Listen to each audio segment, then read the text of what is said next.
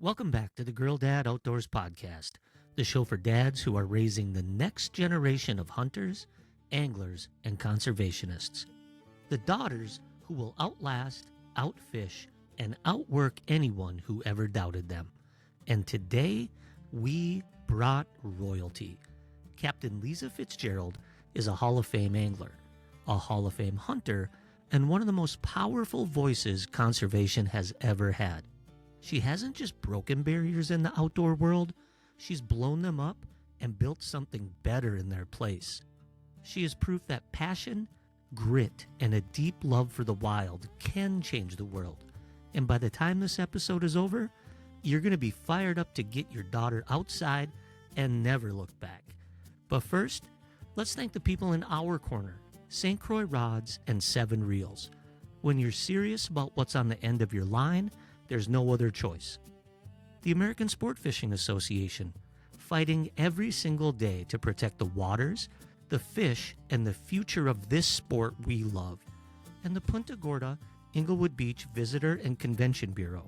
Sun, salt, and some of the best fishing in the state of Florida. Start planning the trip. All right, it's time. The Queen of Conservation is in the house. Welcome to the Girl Dad Outdoors Podcast. All right, welcome back to another episode of Girl Dad Outdoors Podcast. We're here at lovely Farlow's on the water in Englewood Beach. And we're here thanks to the Association of Great Lakes Outdoor Writers, Punta Gorda Englewood Beach Tourism Bureau, and St. Croix Rods.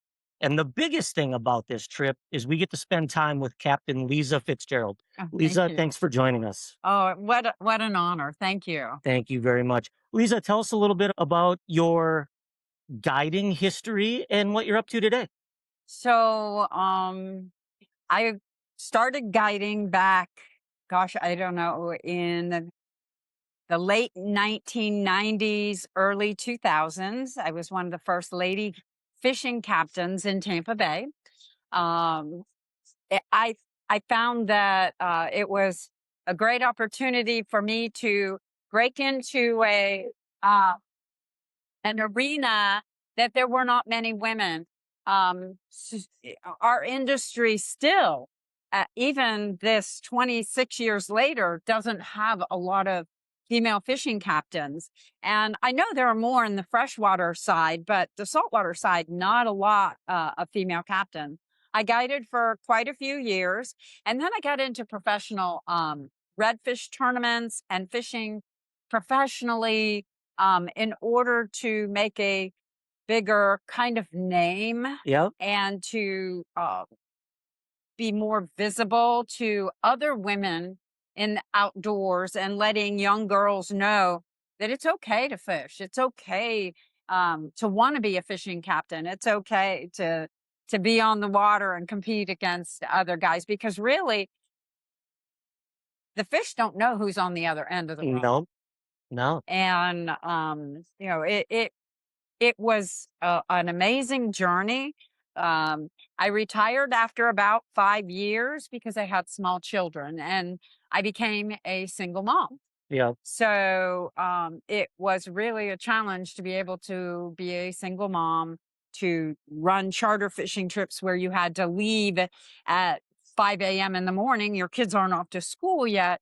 So there were a lot of dynamics that were challenging for me, and it was easier for me to professionally fish where I would be able to split time. They would go with their dad when I was fishing these tournaments.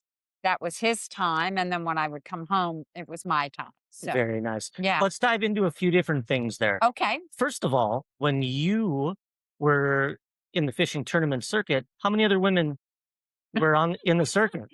So if I recall correctly, when I first started, I think there might have been one other all-female team, and then a few other wives that fished with their husbands. But there were not very many all-female teams. And we really came at it from a different direction, in that I came from a marketing background. So I was able to understand that it wasn't just tournament fishing that it was all about. Yes, you you had to be a professional. Yeah. You had to know what you were doing, but I partnered with another female captain. Ah. So she and I worked together very well. I was the fish finder, she was the motor on the boat. So she understood the electronics, Ah. she understood the motor. Anything that she was my MacGyver, and I was the fish catching machine. She kept you fishing. Yes, we were always right there, which really, I mean, landed us in some great positions. First all female team to go to a national redfish championship. We got disqualified in that championship. That's Oh. another story. Oh. You know, first female team to place in a national championship. We placed in the top 10 teams in the country out of 250 almost all male teams. That's amazing. We were in the ESPN Redfish Cup, one of the top 10. They call us the All-Stars. That's cool. So, you know, we had a very, very significant run during our time. Yeah. Nowadays, it's easier for women to get sponsorships. How was it when you first started out, being one of the only full female teams? Was it any different than a male team, or did you find that you had to use your marketing background a little bit more? I had to be very creative, and I believe that we had to provide a little more substance to, Yeah. because at that point we had not won any tournaments. But what we were doing was creating a new pathway. And what I did was I came from a marketing standpoint. Yeah. So your boat sponsor wants to sell more boats. Well, who is the one that gives the biggest objection to purchasing a boat? The wife. Exactly. So if a female is at a boat show and she's talking about the boat and the use of the boat and the ease of the boat and the quality of the boat and the ability that it gives you and the change and the better your partnership is with your husband, oh, where does that objection go? Genius. Same way with a motor. So having a female at a boat show, having a female at an opening of a dealership, Oh, having a female talking about on your commercials what a great boat it is, how family oriented, what you can do with it. It really, from my perspective and from the sponsor's perspective, we were selling more boats than any of our male counterparts could that's buy. awesome. That's awesome. So we worked harder. Yeah. We worked harder because we felt like, you know, we earned that spot Yeah. and we wanted to give back. The same way with our motor companies and our trolling motor companies. And I mean, I've been with the same sponsors since the 1990s. Yeah. I never jumped ship and moved around. I left one of my motor companies and went to Yamaha after that motor company went defunct. Oh, So you didn't have a choice. I didn't. I would have stayed with them otherwise. Yeah. I do not believe in jockeying for a better payout. Work with your sponsors and find out what they need from you. In order for them to do more for you, you need to do more for them. Yeah. So, Well, thank you for working so hard to do that. As the yeah. dad of 4 daughters, it's a lot easier nowadays, and a lot of that's because of the trailblazing that you did. So Well, the one it doesn't go unnoticed. well, the one thing that I try to impart to women who are trying to get in to the industry or to make a name for themselves, make a name for yourself in credibility Yes. and your abilities and your smarts and your brains, not on the God-given gifts that you have. You know, not a Yes. beautiful face, Yeah. not a great physique, although in the day, I was in great shape and I could have done the bikini things, but we didn't. Yeah. And even when we fished in other types of competitions where the women were wearing their swimsuits to fish, we never did. Yeah. And I honestly believe that that is the difference in sustainability. Yes. If you look at my career, 30 years, and I'm still going strong. Yeah. That's great. So that was question number one. Question number two, why are there still not many women saltwater captains? So in salt water, there are a lot of different components. First of all, I do not believe in freshwater. Freshwater requires you to have a captain's license. Correct. It's a very tough course to take. Second of all, I think that there are there's some stigmas when you are taking someone out on a boat. Um, I can tell you stories that when I would take someone out on the boat, they knew better than I did where we were going to find fish. And if we weren't catching fish, they were telling me why Yeah. and how to catch fish and what I should be doing and how I should be doing it. And I honestly believe that oftentimes it can be very challenging. So, and then the work. I am going to tell you, throwing a cast net, Yeah. if you're going to use live bait, throwing a cast net is extremely difficult.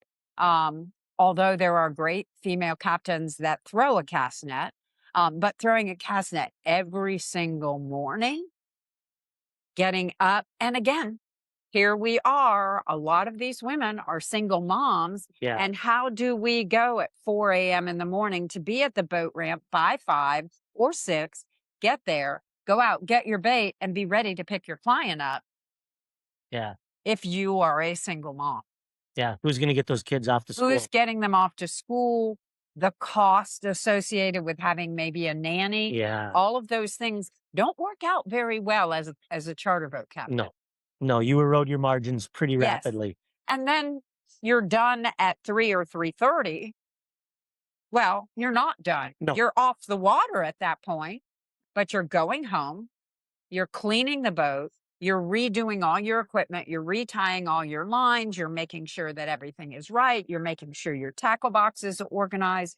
Everything is right.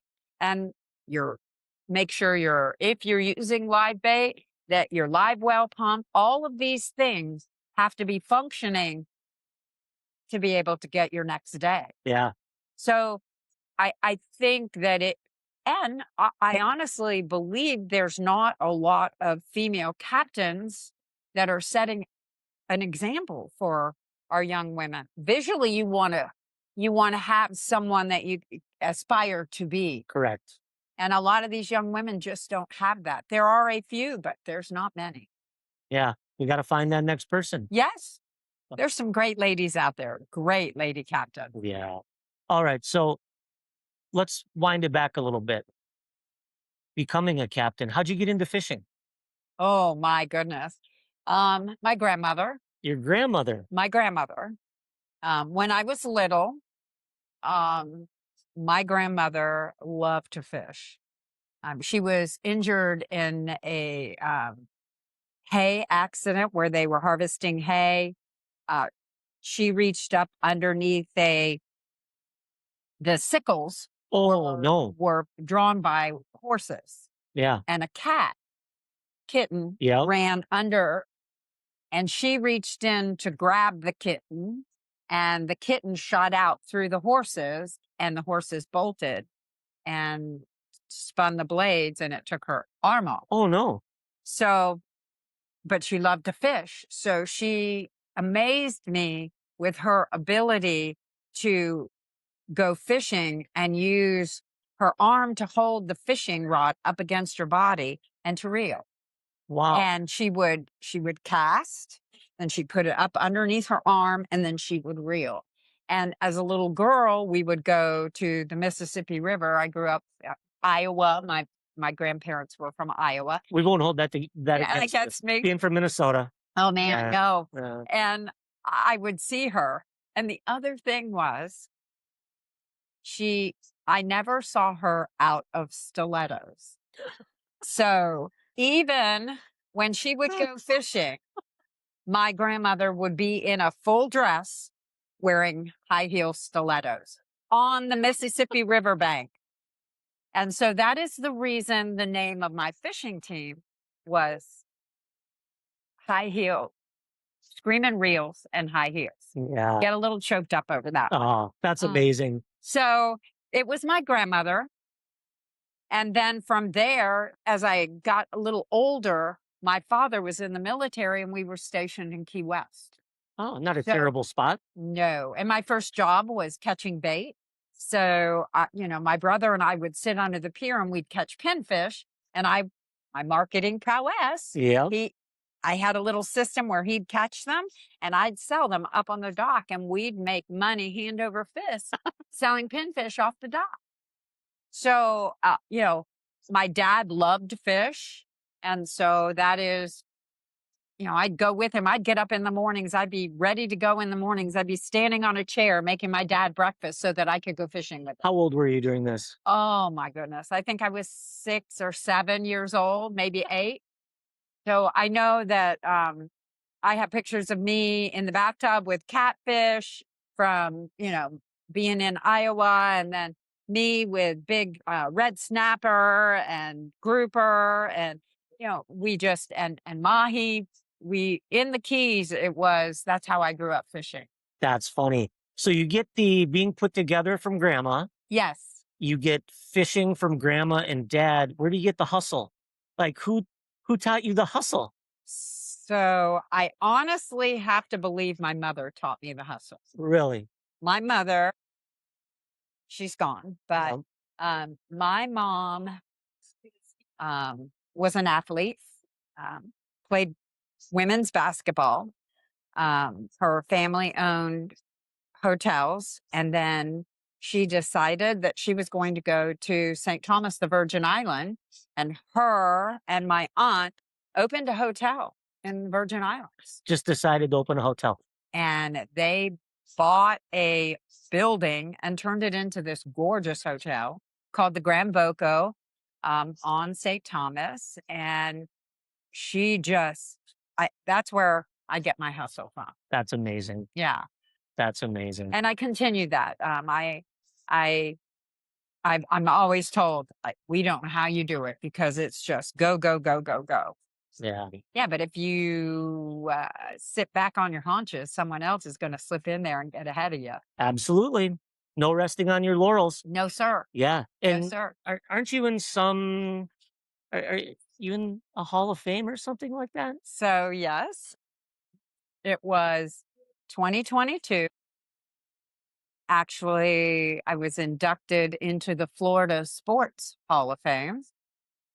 It was the first time that the Sports Hall of Fame recognized fishing as an athletic sport. Really? And so they honored me with being the first, not the first female, but the first angler athlete ever. That is amazing. Yeah. Not just the first female, but the first angler athlete. Yes. So pretty awesome. Yes. Listen to that, everyone. Like, not resting on your laurels. There's a Hall of Fame professional fisher woman. Yes. And she's telling you not to rest on her laurels because she doesn't.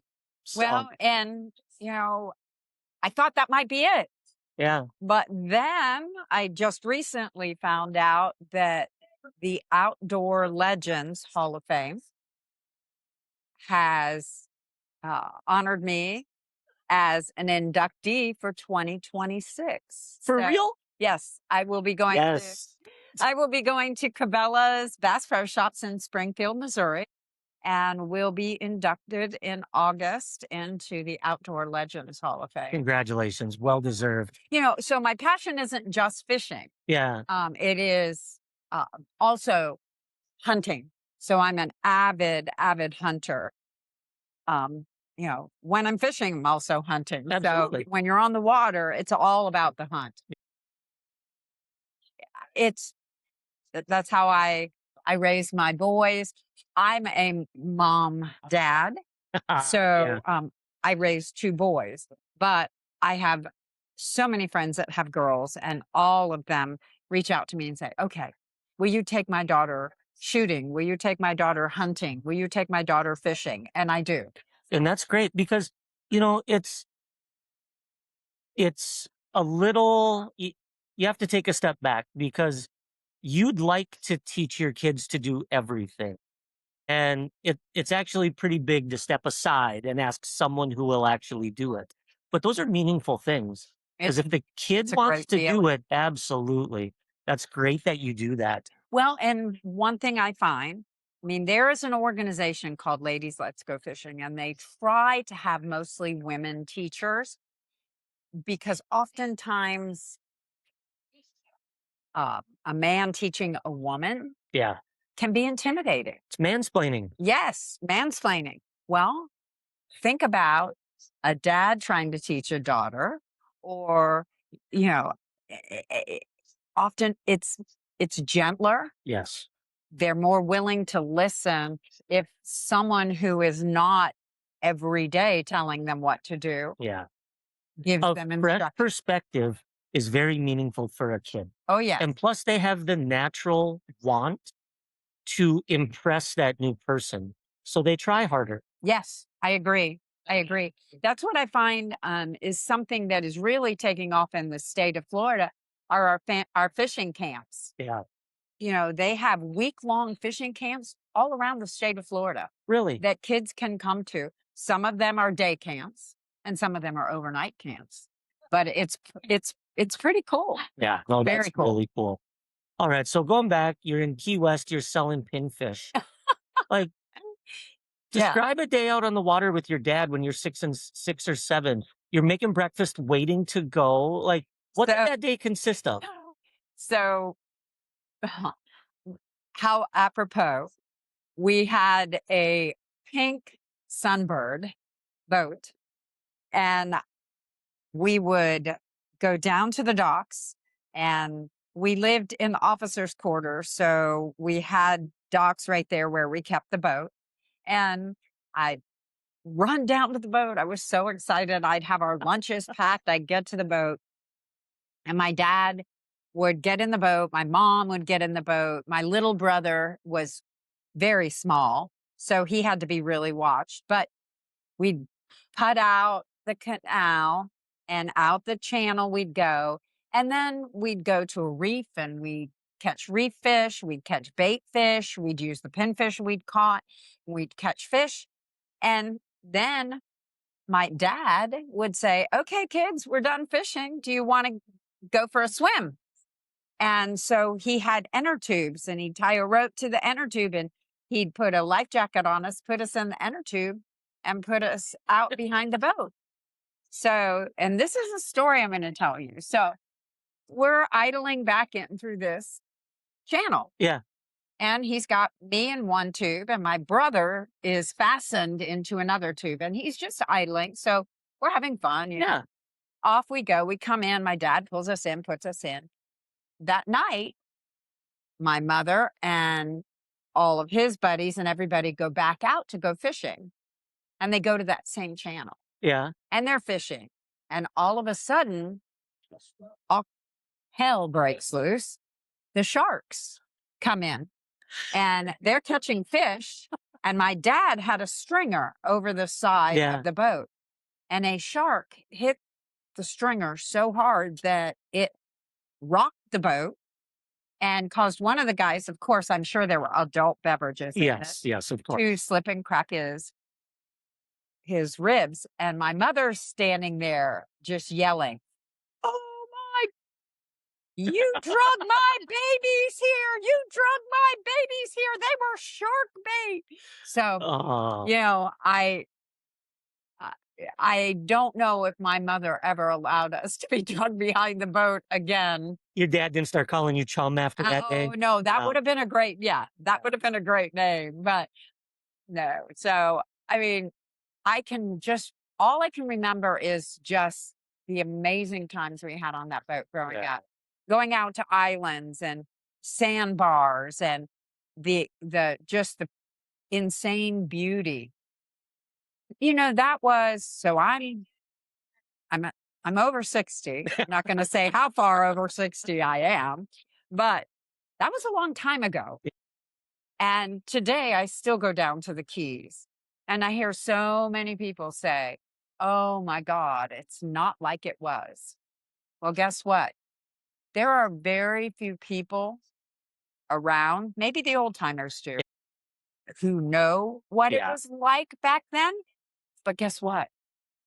For first timers that come into a place like Punta Gorda, Englewood, the Yeah. Florida Keys, it's it's paradise. Yes. And so they don't know what it was like back then. So we forget that we shouldn't say, "Oh, well, it's not like it was." Well, it is what it is Yes. because it's beautiful. Absolutely it is. Yeah, And it is what you make it as well. that's right. So that's the big thing. This area, this is my first time down to Punta Gorda Yes. and the Englewood Beach, and we were out fishing tarpon and the Boca Grande Pass. Oh my. That's a pretty interesting place. It's quite the system the captains have out there. Oh yes. Drifting, re-going in line, drifting, and just the sheer numbers of fish just constantly rolling on the Rolling. surface of Oh the yeah. water. Yes. Yeah. Yep. I So, spent a lot of time in that pass. so what keeps you up in this area as opposed to down in the Keys? So, first of all, um, I love to hunt. So I'd be hunting iguanas down there Yeah. and boa constrictors or pythons. And, not so much. I like the fur and the feathers. Yeah. So being in the center part of the state makes it very nice for me and very accessible to the rest of the state. Yeah. Plus, with my current position, I travel a lot. Okay. So it's very nice to be able to be centrally located. I I love the Keys and it's a beautiful place to visit, but I really enjoy my solitude being up more away from the tourism and all of that. And I mean, here I have a place. We have a beach home on Little Gasparilla Island, Oh, really? which is the pass just south of Boca Grande. Yeah. So it this area is lovely. Yeah.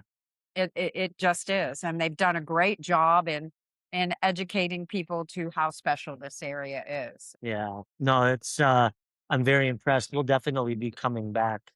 The you fish the pass, you fish professionally, you know, you went out with your dad. When you're doing all of these big things, are there things that you remember or things that you call upon that your dad taught you? Because you've learned so many things in the years that you've been doing it at the highest level.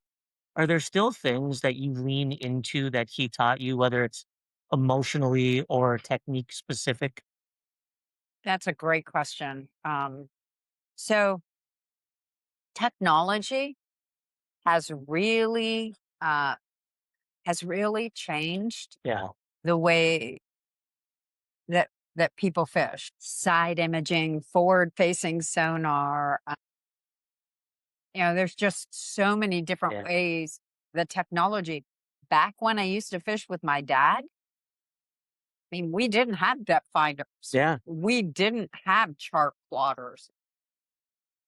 I can remember specifically trolling big lures.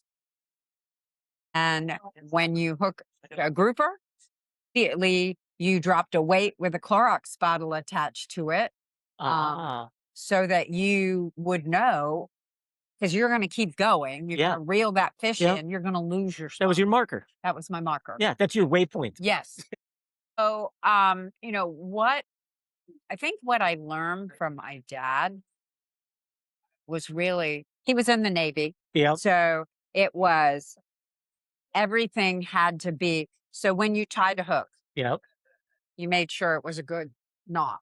When the equipment you use, what you did, never cut corners. Um, you know, I can just remember certain things like if I had a little nick or a fray in my line, my dad would go, nope, cut it off and retie. Well, I've had times where I've gone, oh, it's just a little fray. Oh, I hook a fish, I lose that fish because it was a little fray. yep. So I think my my dad also taught me to read the water.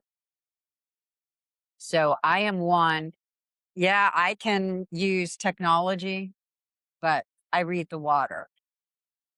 Birds, all the things that a old seaman would Yeah. use, I still use those. So I think those are the things that my dad would be very proud of. That's Not only on the water, but also in the woods. You can read the Oh, woods as well. absolutely. Yeah. Yeah. So we've talked a lot about the water. What do you like to chase in the woods? I love turkey. Turkey hunting is amazing. Um, Elk hunting with my Oh, bow. Um, I think turkey and elk are almost identical, except an elk is four-legged with fur, and a turkey has feathers. ah, But they come to a call. You can get them in. You can determine whether or not you're going to take that animal. yep. You can, it's not catch and release, but it's almost like culling, It's selective harvesting. selective Yeah. harvesting, because you can decide. And I love that about the call. I think I also love giant whitetail hunting.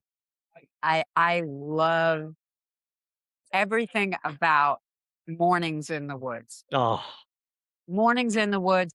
I say the bow of the boat or in the woods, it's my church. yeah. That's where I'm closest to my dad.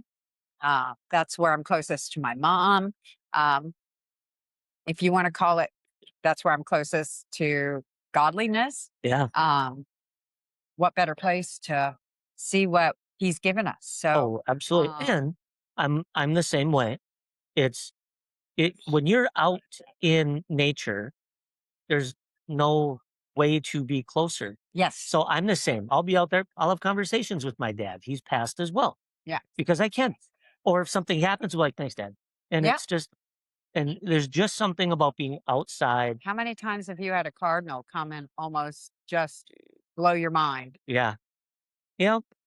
Yeah. Yeah. It's pretty special. Yes. Yes. So, So, those are I think those are my three top animals that I would chase. okay. But I do like to duck hunt. I do like to dove hunt. I do like to quail hunt. You So like to hunt. yes. Yes. Anything but iguanas, Oh pythons, no, I love and, to hunt iguanas too. oh, really? There's iguana hunting with Air guns? air guns. Yeah. Yeah. Yeah. Okay. Yeah. So Yeah. The it's chase. it's the It's challenge. all about the chase. Yeah. Yes, it is. Yes, it is. Yeah. That's why I like the trap because I look at it as there's the whole world. I got to trick something into going to a 6-inch circle. Yes. So that's where I go to find peace is just Okay. go walk around. Okay. And yeah. So, all right. How'd you get into hunting? Was that something your dad did or did that happen later on in life? So both my dad and my mother hunted. What? Yes, my mother was an avid fox hunter. She was raised in Pennsylvania. So she loved fox hunting, pheasant hunting, grouse. She loved to hunt. She just adored it. And my dad, being in Iowa, was an avid pheasant hunter. Oh, yeah. And he loved to hunt. He loved chasing rabbits and deer. When we moved to Florida and moved from Key West to the center part of the state, the first thing that I got was a 410. Here I am. I'm thinking, oh, my birthday's coming up. And I can remember Christmas, a month out before Christmas, I'd get the Cabela's catalog and he'd say, okay, pick your Christmas presents.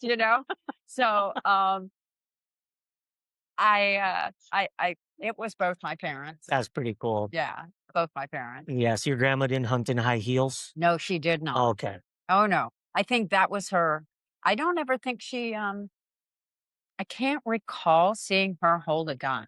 Really? I don't recall seeing her hold a Do you gun. have any pictures of your grandma hunting or fishing the Mississippi in her high heels and a dress? I would have to look and see if I have those anywhere. I would be curious to see one of those. That's I would, probably one of the most badass images you could probably. oh, I don't even know that AI could come up with that. you, I have a picture. It's not my grandmother, but it's of a woman in a dress and high heels holding a very large trout with a measuring device. So I always look at that and I go, you know, that could be my grandmother, but it is not. Um, I'd have to look back through some of my old pictures because I know that we have some albums. You know how you have the albums that have the little corner things that Oh, hold your absolutely. pictures Yep. in? Yeah. We have stacks and stacks of those that I have to go through. I just have not had a Yeah. chance. Yeah. Yeah. All right. So we've talked a lot about the past. Yes. What are you up to now? So I work for an organization called Coastal Conservation Association. I am running Florida's unique competition for youth anglers that awards college scholarships and first time boats just for catching any saltwater species of fish. This is the 12th year of the STAR competition.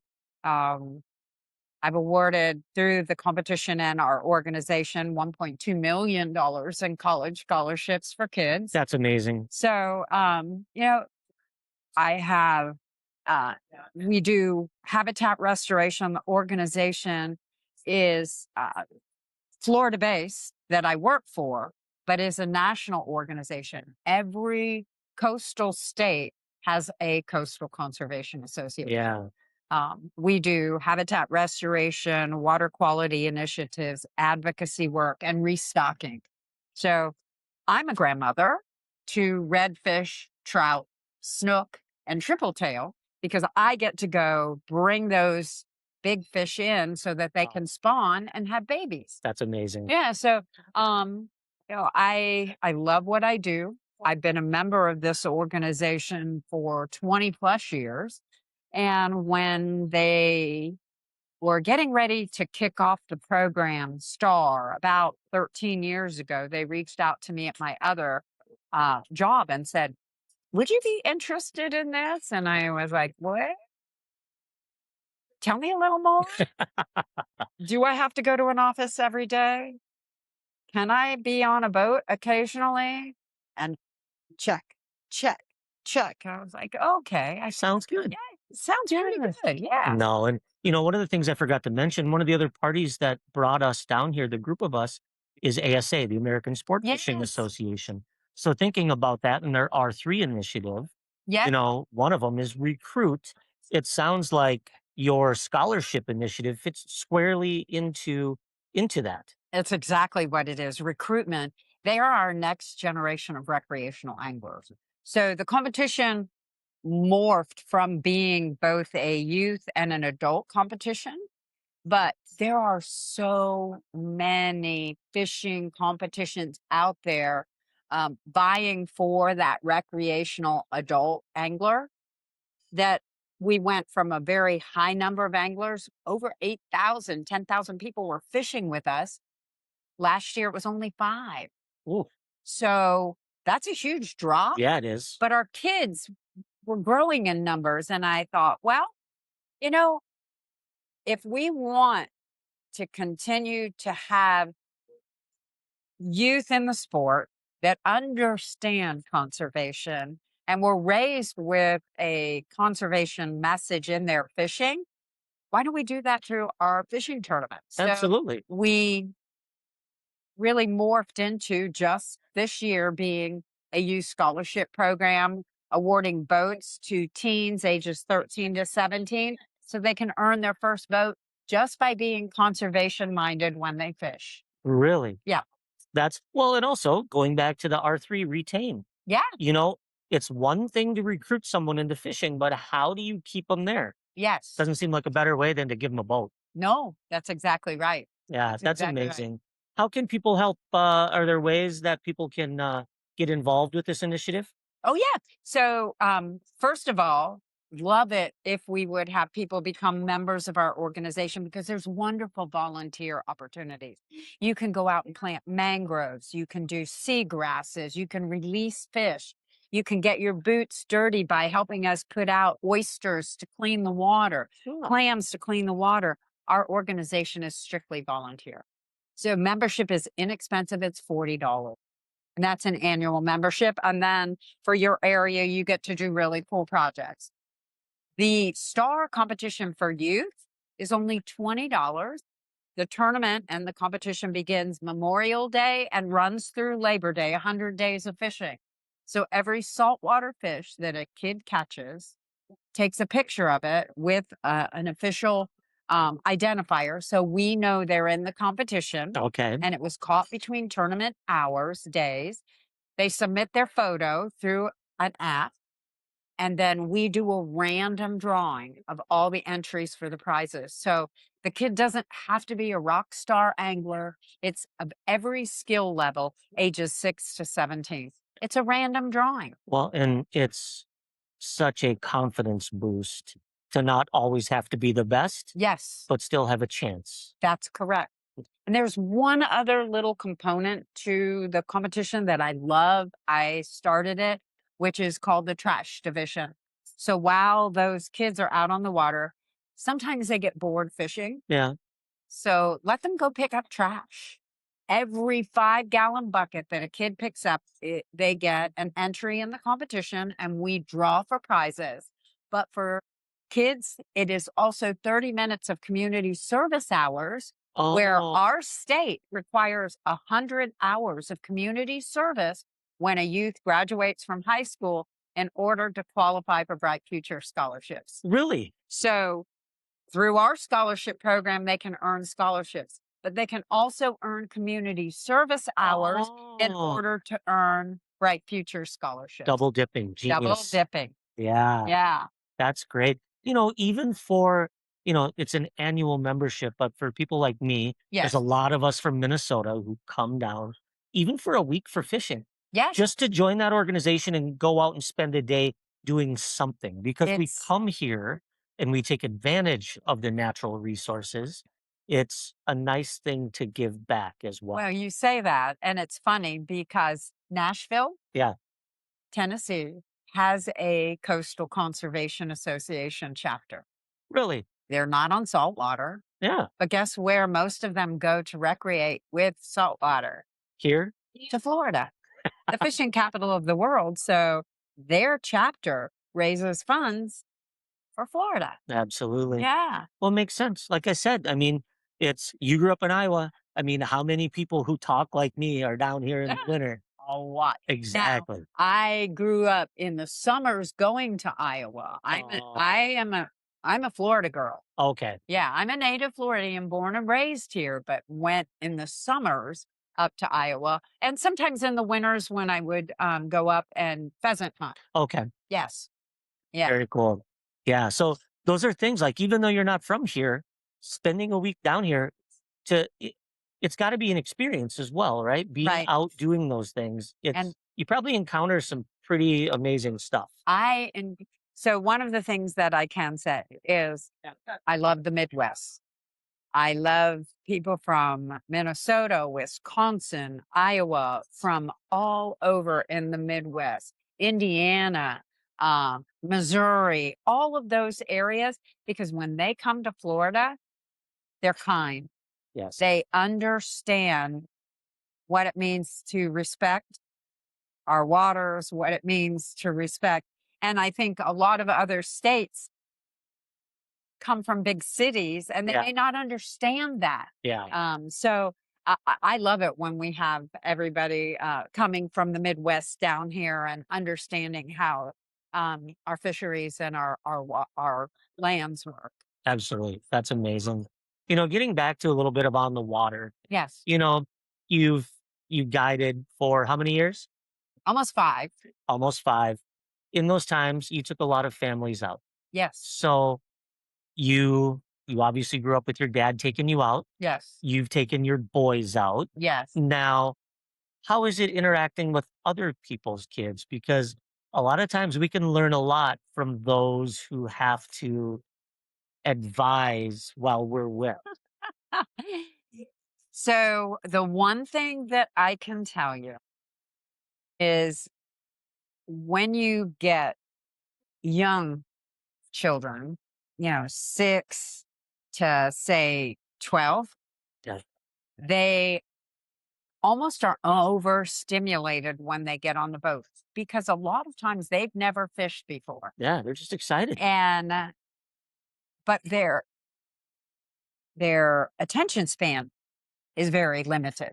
Yes. So what you have to realize is if they're not catching fish, they're in your live well playing with the bait. They're pulling the legs off the shrimp. They're doing They're doing things. They're things. bored. Yes. So what I found was I always had a smaller fishing pole on the boat so that they could catch pinfish and have fun catching pinfish. Yeah. Having fun catching smaller fish. And those pinfish then became bait. And they didn't mind. They don't know. Yeah. They don't know they're catching fish. Yeah. So always keeping them engaged. The one thing that I do know is that if a parent, so oftentimes the parents try to make them be so well behaved, but you're on a boat, you're outside. So cut them a little slack. Yes. Cut them a little slack because if you want them to enjoy it, being too strict with them when they're on.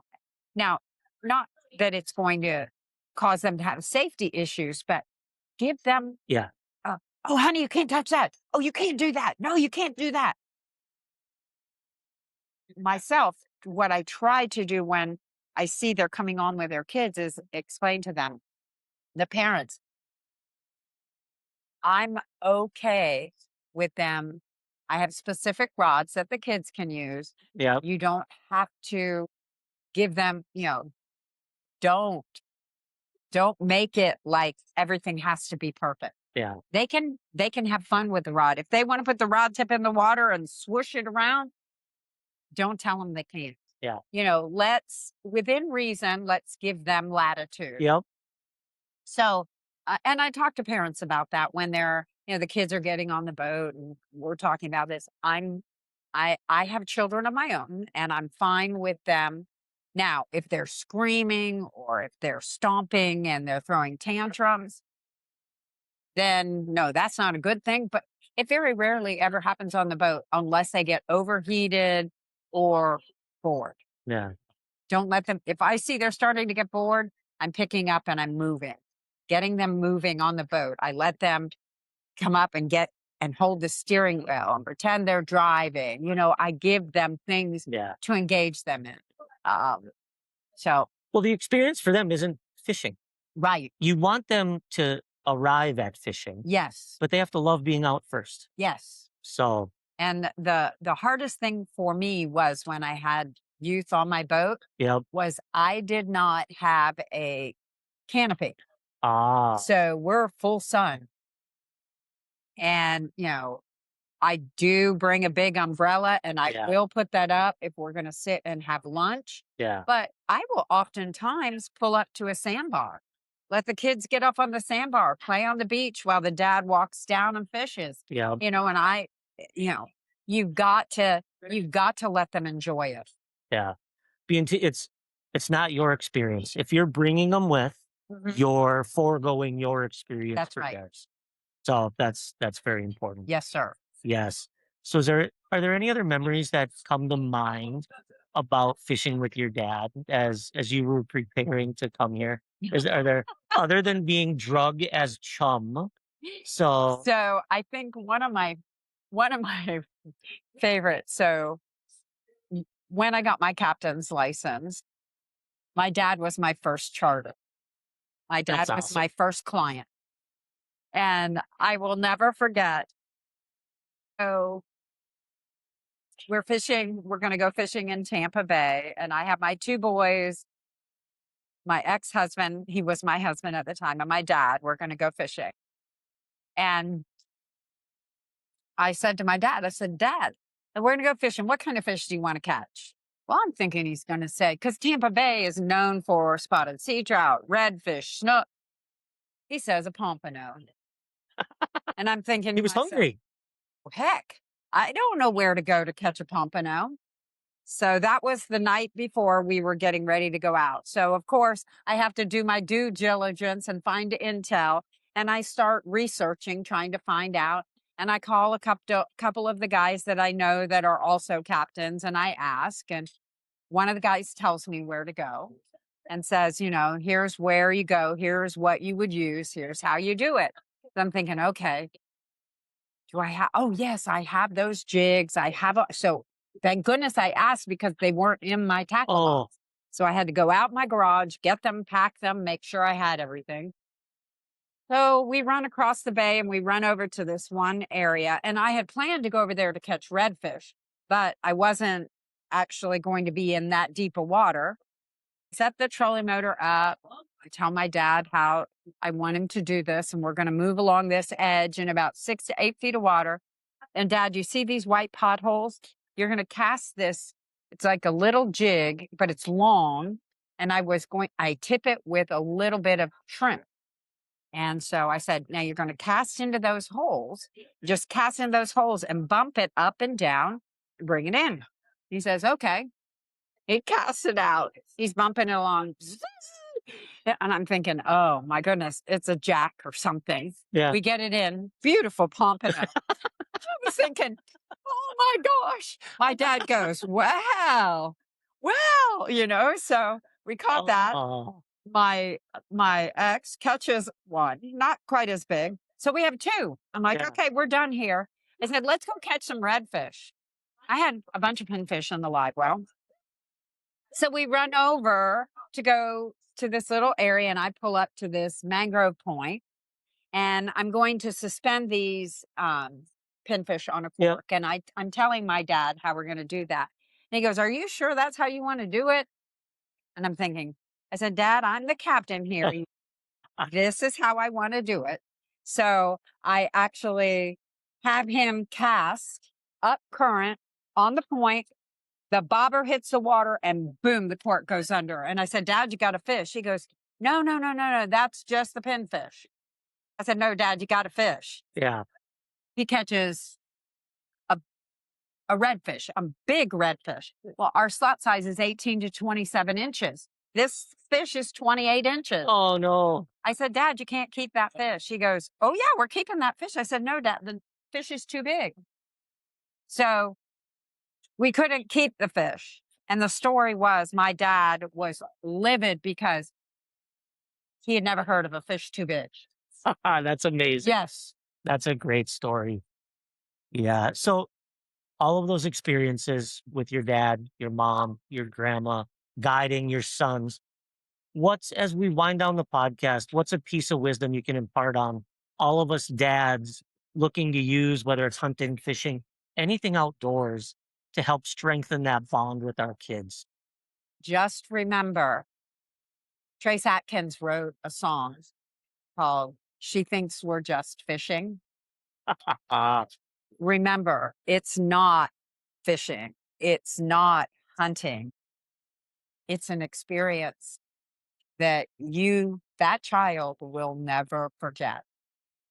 I have a 29-year-old son, and every opening morning of turkey season, he and I go hunting together. That's amazing. From the time he was little. These things, you develop traditions, and you actually create memories that could not be made anywhere else. It's not about harvesting anything. It's about letting that child know that the reason you're there is because you love them more than anything in the world. That's amazing. On that, we will end the podcast. We want to thank Farlow's for hosting us. We want to thank St. Croix Rods, the Association of Great Lakes Outdoor Writers, Punta Gorda, Englewood Beach Tourism Bureau, and most of all, Captain Leiza Fitzgerald, we appreciate your time. Oh, This has been thank so you. great getting to know you. Yes, wonderful. Thank you very much. Thank you.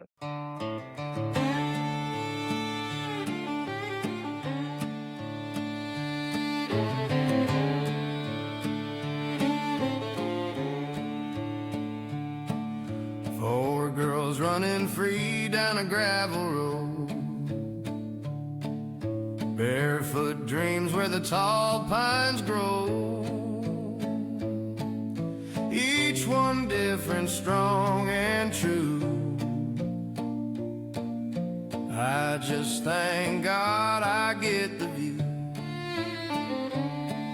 From sunrise lines to firelight hours, watched them bloom like wildflowers. This is our story, wild and true. Girl, dad, outdoors, raising daughters with a view. Lines in the water, lessons in time.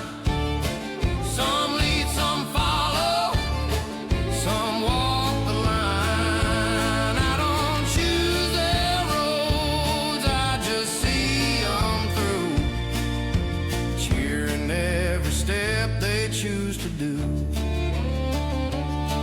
From sunrise line